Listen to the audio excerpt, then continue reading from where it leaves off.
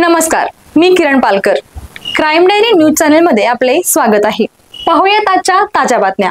कोल्हापूर जिल्ह्यातील स्थानिक गुन्हे अन्वेषण शाखेच्या पथकाने मुरगुड परिसरात कारवाई करून गांजाची बेकायदेशीर विक्री करणाऱ्या एका इसमाला ताब्यात घेऊन त्याच्याकडून 1 किलो 300 ग्रॅम वजनाचा गांजा व इतर साहित्य असा एकूण 41,500 रुपयांचा मुद्देमाल जप्त करण्यात आला आहे.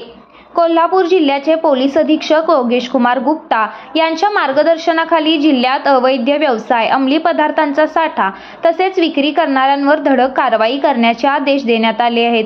त्यानुसार स्थानिक गुन्हे अन्वेषण शाखेचे पोलीस निरीक्षक रवींद्र कळमकर यांनी पथके तयार करून माहिती गोळा करण्यास सुरुवात केली. या दरम्यान पथकातील पोलीस अंमलदार रोहित मर्दान व विजय इंगळे यांना मुरगुड येथील सूर्यवंशी पेट्रोल पंपाजवळ एक इसम गांजाची विक्री करण्यासाठी येणार असल्याची गोपनीय माहिती मिळाली होती. त्यानुसार त्या ठिकाणी सापळा रचून छापा टाकला. यामध्ये संशयित आरोपी प्रमोद पांडुरंग भोई वय वर्ष 33 राहणार तुकाराम चौक मुरगुड याला ताब्यात घेऊन त्याच्याकडे अधिक चौकशी केली असता 1 किलो 300 ग्रॅम वजनाचा गांजा मिळून आला.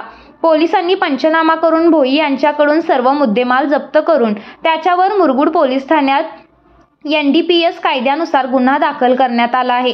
जिल्ह्यातील अंमली पदार्थांच्या विक्रीविरोधात पोलिसांनी केलेल्या कारवाईमुळे नागरिकात समाधान व्यक्त होत असून पुढील काळात अशा अवैध धंद्यांवर आणखी कठोर पावले उचलली जाणार असल्याचे पोलिसांकडून सांगण्यात आले आहे. तर ही कारवाई सहाय्यक पोलीस निरीक्षक सागर वाघ, उपनिरीक्षक जालिंदर जाधव तसेच पोलीस अंमलदार संजय पडवळ, अशोक पवार, हिंदूराव केसरे, विजय इंगळे, रोहित मर्दाने, संदीप बेंद्रे, सुशील पाटील यांनी केली आहे.